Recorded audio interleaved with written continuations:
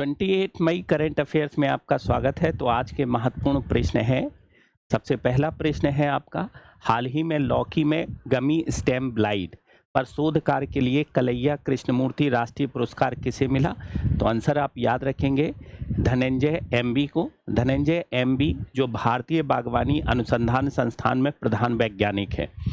Next प्रश्न है हमारा, किस मंत्रालय ने env states India 2024 environment account का 7वां लगातार अंक जारी किया? तो आपको याद रखना है, आंसर है सांख्यिकी और कार्यक्रम क्रियान्वयन मंत्रालय।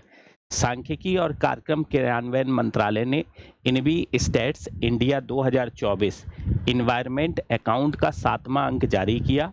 इनवी स्टेट्स में प्राकृतिक संसाधनों, पर्यावरणीय क्षरण और प्रबंधन के लिए सरकारी प्रयासों की जानकारी शामिल है। नेक्स्ट हमारा प्रश्न है, ओखरस्ट रॉक शेल्टर जो हाल ही में प्राचीन जीनोम की खोज के कारण समाचारों में था, किस देश में स्थित है? तो आपको आंसर याद रखना है दक्षिणी अफ्रीका। ओखरस्ट रॉक शेल्टर जो जॉर्ज दक्षिण अफ्रीका के पास स्थित है ने लगभग 10,000 साल पुराने प्राचीन जीनोम प्रदान किए हैं। नेक्स्ट हमारा प्रश्न है, हाल ही में किस प्राणी उद्यान के रेड पांडा कार्यक्रम का चयन बाजा संरक्षण पुरस्कार 2024 के फाइनलिस्ट के रूप में किया गया?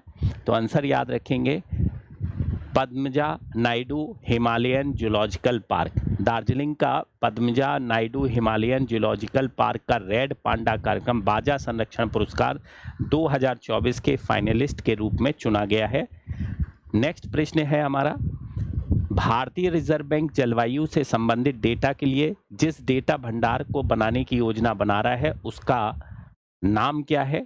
तो आंसर याद रखेंगे reserve bank climate risk information system.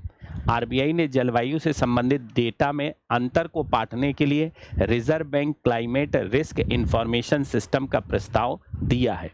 Next हमारा प्रश्न है, बथुकम्मा त्योहार मुख्य रूप से किस राज्य में मनाया जाता है? तो आपको आंसर याद रखिएगा तेलंगाना। बथुकम्मा एक त्योहार है जो तेलंगाना राज्य और आंध्र प्रदेश के कुछ भागों में मनाया जाता है। नेक्स्ट है हमारा प्रश्न, हाल ही में इंडिया मोबाइल कांग्रेस का 7वां संस्करण किस शहर में आयोजित किया गया?